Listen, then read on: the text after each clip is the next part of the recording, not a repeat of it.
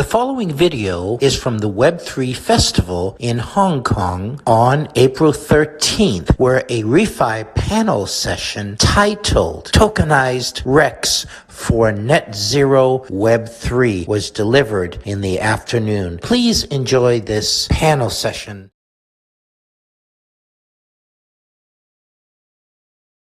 We will dive into our first panel discussion, Tokenized Rex for Net Zero Web3. This panel will be hosted by Carl Weaver, Head of Community Growth at Agree. Joining Carl on the panel are Jamie Wang, Jamie Kong, CEO of Redex, Leo Lin, Agree founder, Stephen Wang, Professor of SIT, and Harry Zhang, the founder and CEO of DGFT. Together, they will explore the potential of tokenized renewable energy certificates in achieving net zero goals. 好，接下来我们将进入到我们第一个小组讨论的环节，代币化的可再生能源证书在 Web3 零碳中的应用。这个小组呢，将由 Agree 社区增长负责人 Carl Weaver 主持，与 Carl 一起参与讨论的包括 Redex CEO Jamie Kong、Agree 创始人 Leo Lin、SIT 教授 Stephen Wang 以及 DGFT 的创始人兼 CEO Harry Zhang。好，我们共同有请刘好。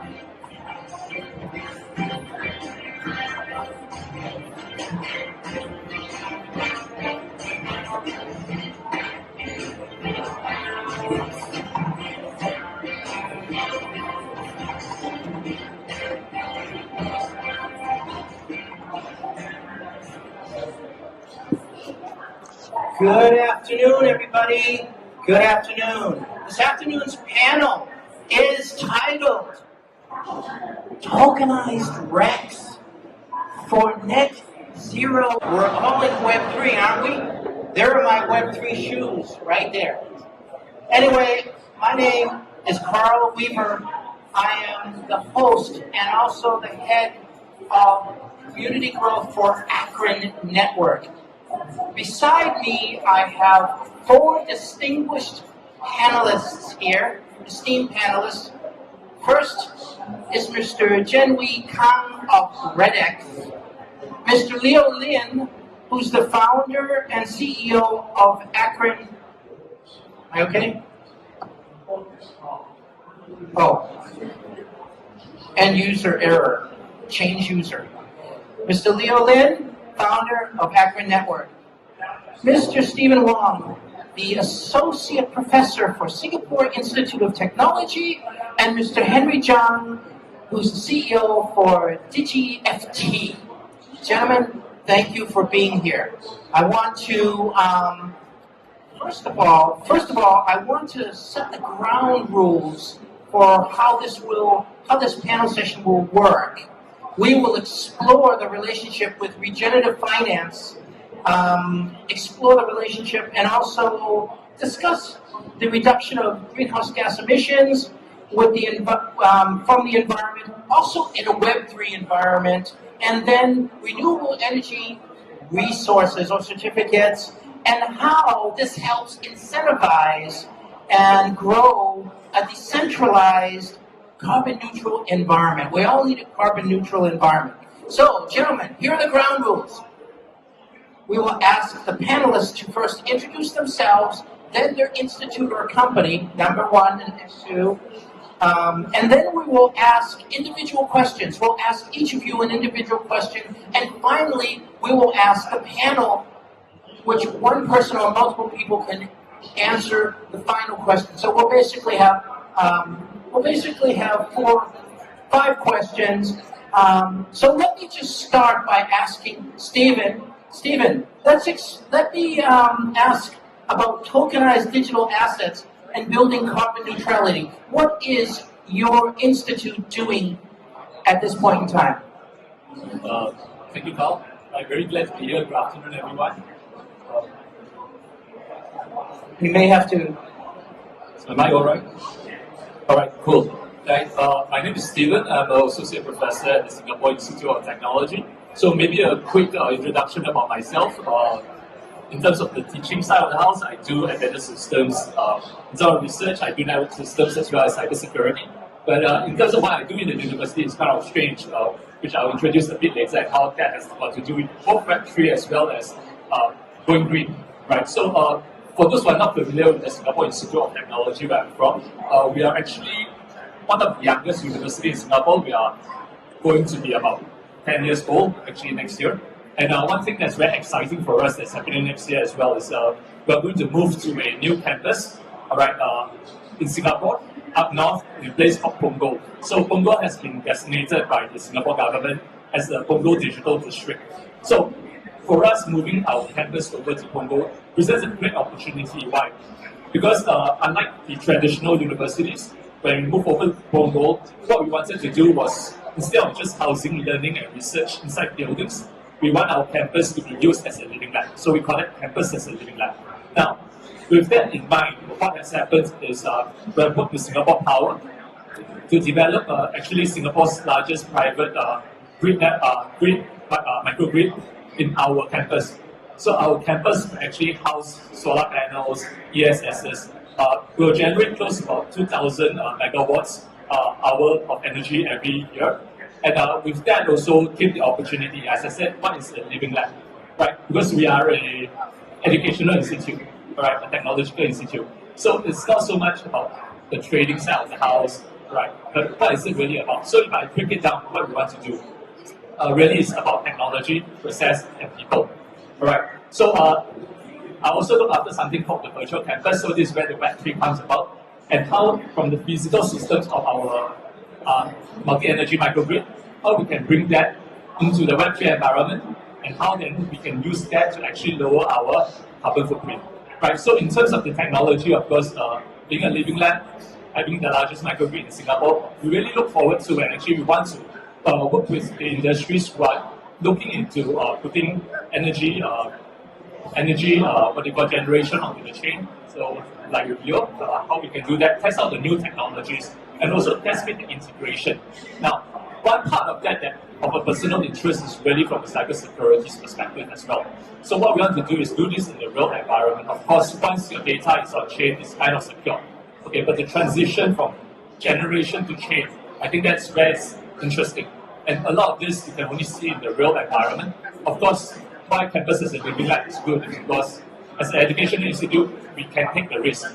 Things can fail, right? What is the worst case that if there's a power outage in our campus, we just declare holiday for a day? I'm pretty sure the students will be very glad. Okay, professors, I'm not too sure, right? But this is a place that actually we can try out new technology. And we really want to work with companies to do so and really test out new technologies, find out opportunities about them. Then we talk about processes, because one thing that we are good at as well is because we are a place where people can come together without any preference or bias, because we are an educational institution. So likewise, I think many people might be aware as well. I mean, when we talk about REX, when we talk about blockchain, recent news has not been all friendly. So there are also different parties, different government agencies, policies that require actually a neutral ground to test it, feel safe, and look at things and see whether this can really make sense and convince the general population that this really makes sense. Let's go ahead and do it. Right. So that's one thing that I think the living lab that we are really looking at, we want to facilitate and work with partners on. And lastly, and most importantly, is that we are an education institution, we are a university. Whilst a lot has been focused actually on technology, on processes, on governance, but at the end of the day, the things that make the world go green, a lot of it is the people. And here is what we want to do really. I mean, in terms of the students, how do you train the next generation of engineers, of ICT professionals to understand the relationship between what they are doing and sustainability? And then because I'm also working on something called the virtual campus, how do we encourage through tokenization of assets, through tokenization of actually energy and behaviors actually, how can we then actually force behaviors of students of the community at large to go green? So this is something that I think is quite early days because the campus is only going to be ready and we're all moving next year. But I think this is a golden opportunity for everyone, I think, on the floor. If you think of some good ideas that you think can be tested, then I think do reach out to myself, and I do see that there's a lot of opportunities that will be there in the world. My full time, so back to Paul. Thank you, Stephen. Gently to you now again. So, Redix is a leading Rex marketplace, and also newly minted partnership with Akron. So let me ask you, what is your view of tokenized Rex? By the way, Rex again means renewable energy resource, renewable energy credits. Some call them certificates as well. But give us your viewpoint, feedback. Hi everyone, my name is Jen Wee. I founded Redex. In fact, we had a name change just a month ago. It used to be called T-Rex, a more sexy name, but now we rebranded because we want to focus more on overall renewable energy products in our platform. So we operate right now one of the largest REX exchange in Asia. We're operating in 9 countries. Transacted over 1 million REX in 2022. And growing at a really fast figure, double digit. And this is Rex is a product not to be mistaken with carbon credits. It's similar but quite different, right? Rex is specifically talking about making reference to the energy that you have used is green. It's not an offset concept, but it's a reference concept. Right? We are not really in the Web3 world. We are in the real world. I mean, who knows, right? Web3 might become the real world really, really soon. And when Leo came to me and said that, hey, you know what?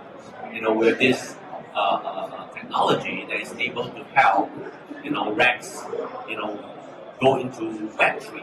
Right? To me, renewable energy has always been a product that is within the large corporates who wants to go green.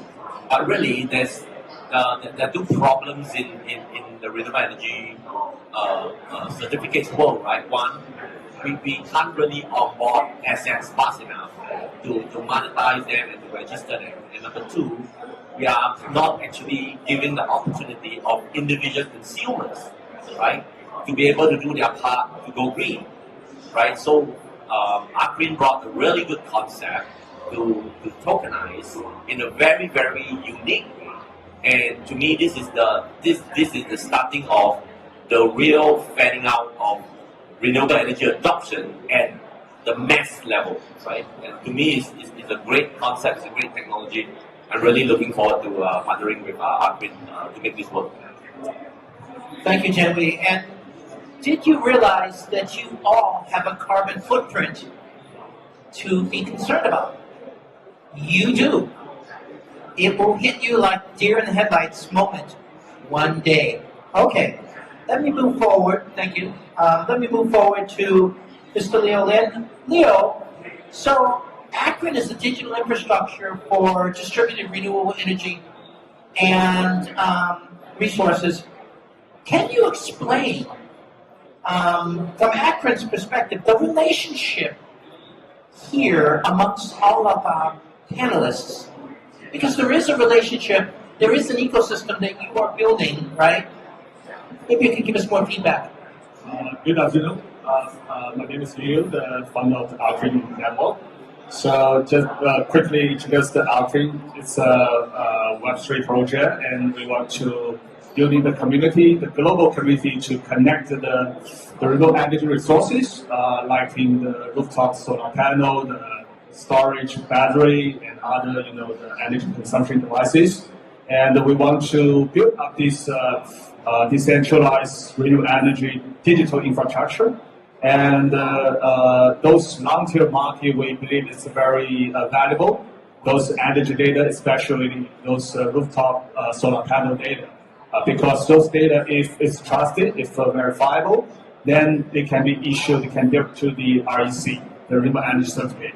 So that's what we are doing in the supply side. So using the community to co-build and co-own this valuable energy data.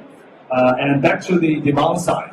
So the REC is one of the important use case for those energy data we accumulated from those long-tail renewable energy resources. And so in this whole picture, we have the energy asset, for example, like SIT, in the SIT campus, still managing the in the PDD in the future, every roof had the solar panel. So the SCIT had the willing to monetizing those energy data to the REC certificate. And so the Arquin is helping to build up this supply side.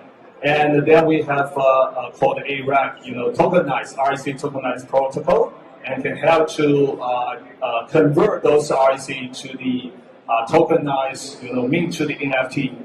And furtherly, we can also, we call liquidate to the fungible token, the ERC20. And of course, those verification process and the registry process, we rely on the index, the Genwis support.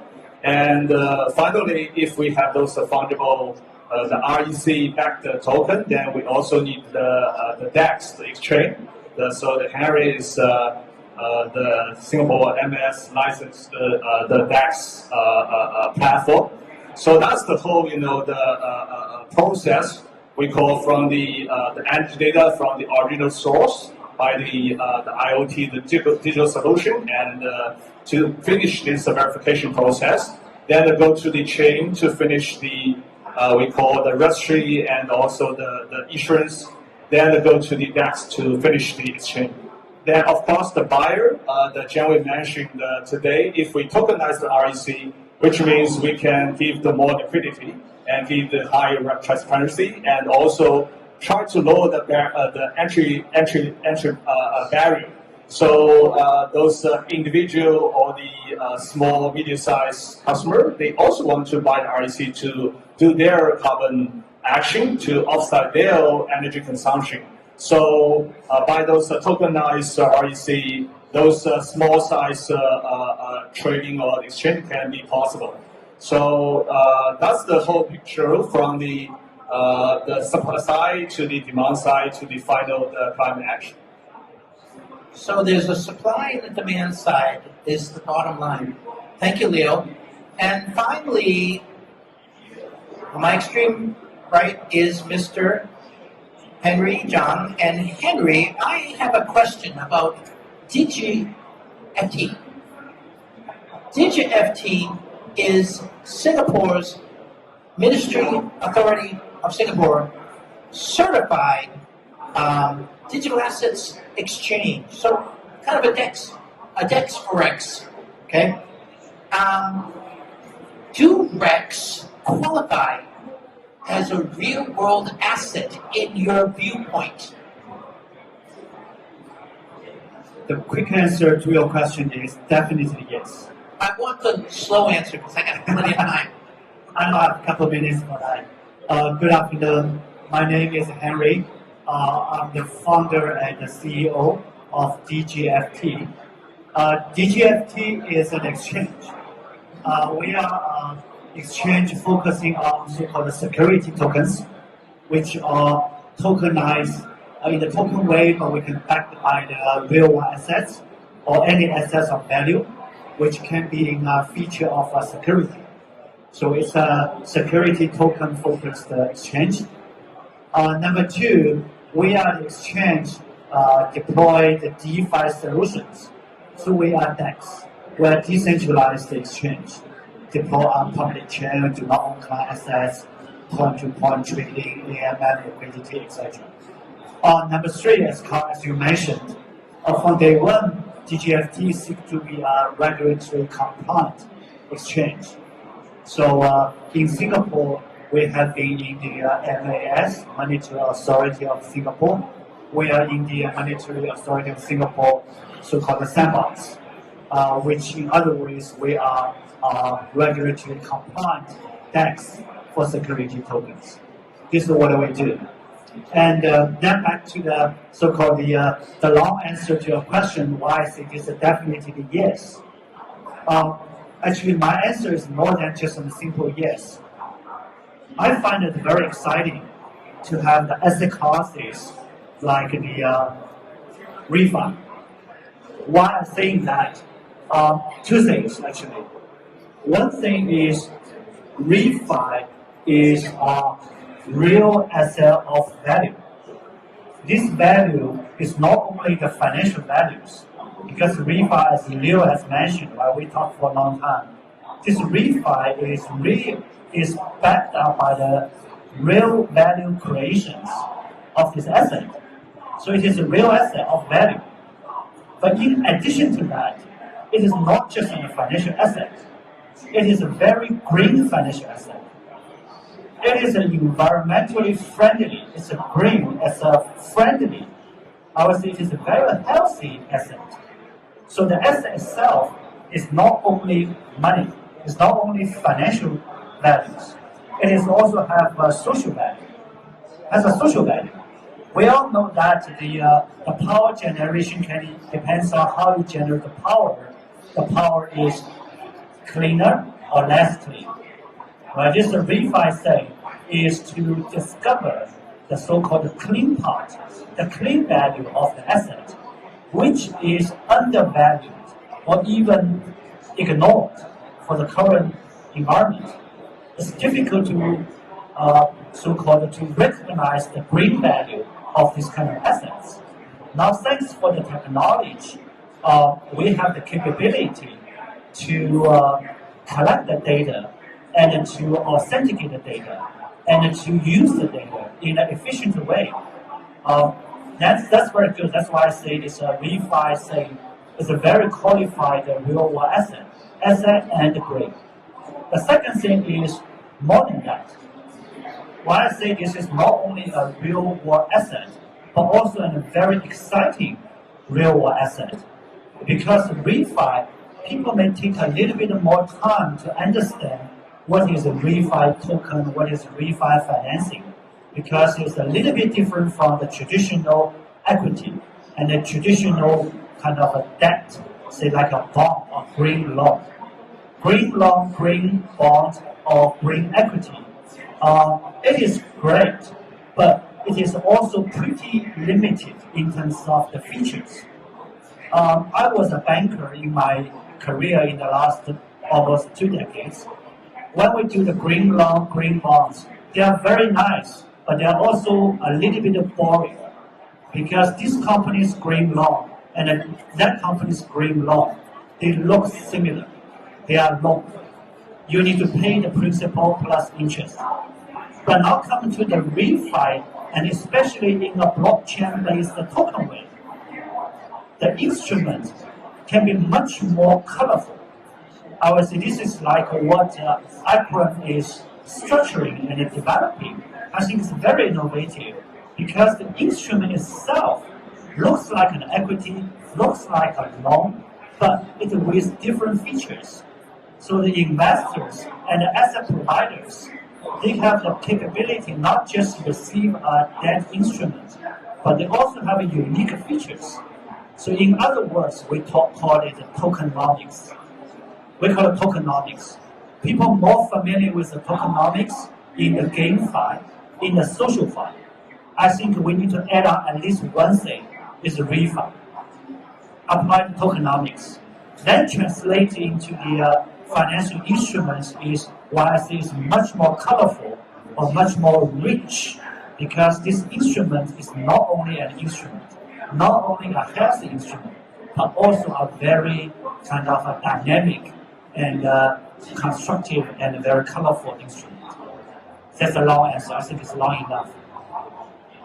Thank you for running the clock down. I appreciate that. So, we have a Rex power team here. Yeah, all right? What are we really doing here?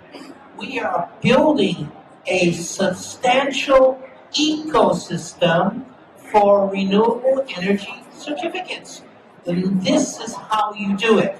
I have one more question, and anybody can answer, and you can give multiple answers until we get to 0. All right. So, my last question is, okay, what do we have here? We have Stephen with a carbon asset provider. We have Jen Wee as an issuer of Rex. We have Leo and me as a tokenized solution provider, Akron Network. And then we have Henry with a carbon exchange. This is a power team. So my question really is this the right ecosystem to be developing? Are we doing a good job? Are we doing the right job? Anybody can answer this question. I will not. Well, maybe I can start. I think in general, the concept of Web3 has been around for a decade, right? But the uptake and the recognition of the real world, it's still beginning to grow, right? So my perspective is you really need to start with something that is working already in the real world, right? I heard one of the all infra guy talked about earlier. It needs to be a product that is well recognized by the real world, right?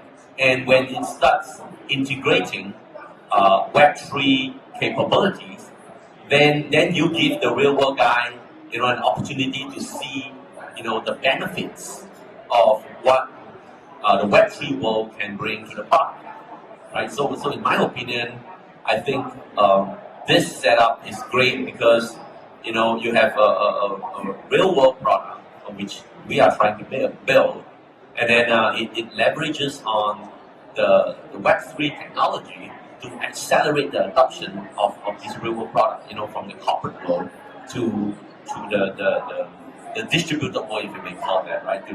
So, someone who owns solar panel on his roof would never have imagined that. You mean I can also be like the big solar farms and sell my rents? So this is the type of technology that we want to bring to the world, to enable and to let these people in the real world know that this Web3 thing is making a difference, right? It's making it better, easier for you. Does anybody want to follow up on that question? Leo? Yeah. The gentleman mentioned some way, and I will give the another direction. And because we had many discussion about the demand side of the rack, the who buy the rack. So today is the largest corporate, right? They have the ESG target, so they will purchasing the rack, like those famous data center. They will buy the rack to offset their energy consumption. But they already have some standard, and they'll process. They prefer the fresh rack. They prefer some location, and that's good. But it's also brings some limitation. So during this tokenized rack, process, we realize if we want to have the high liquidity, then we need to we need to have the fungible token, right? So today, that's still the non-fungible. It's every individual solar panel have their data, have their time, their location. It's unique. So which kind of demands or which kind of buyer will like to purchasing the fungible REC? So we believe that maybe the Web3 community could be kind of emerging buyer because it's we already have some discussion with the Web3 some partner, and because it's distributed computing, so the energy consumption is not only in the single server, it's micro server deployed in the different location. So those kind of computing, distributed computing behaviors and location-less. It's not the bundling with the single location. That give us some idea. Maybe those kind of behavior we can using the multiple location, the rack. Then we have the possibility to tokenize, and furtherly we liquidate to the ERC20 fungible token. Then it's in a different location, and the buyer can still use this rack to offset their energy consumption. It's a location-based. So that's the one of the we believe the Web3 can help to pushing this tokenized digital rack standard.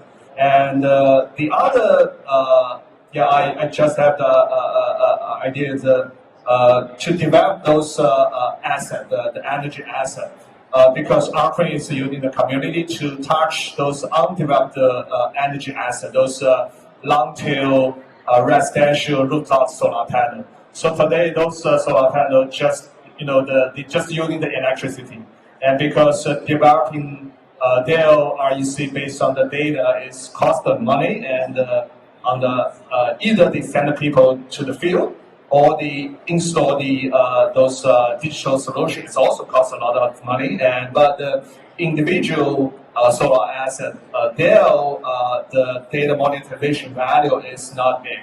So it's a perfect, the scenario using the whole global community based on the incentive to co-build this digital infra.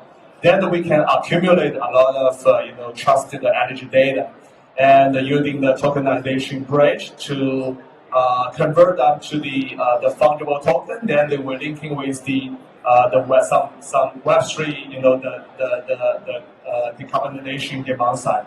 So that's the point I want to add. Yeah, back to the first question. Are we missing anything, Stephen or Henry? Are we missing anything in our laser focus? Is there something we could do better? Maybe I just address one point just now. You said this was about our team and what's missing since you're asking about it. Actually, what we might be missing here is the energy regulator.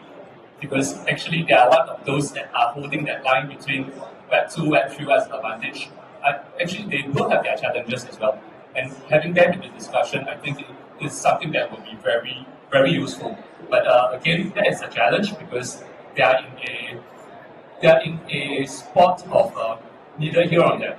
Correct? They have a responsibility. And I think as a community, how we can help the regulators move forwards to really adopting the new technologies, adopting Web 3.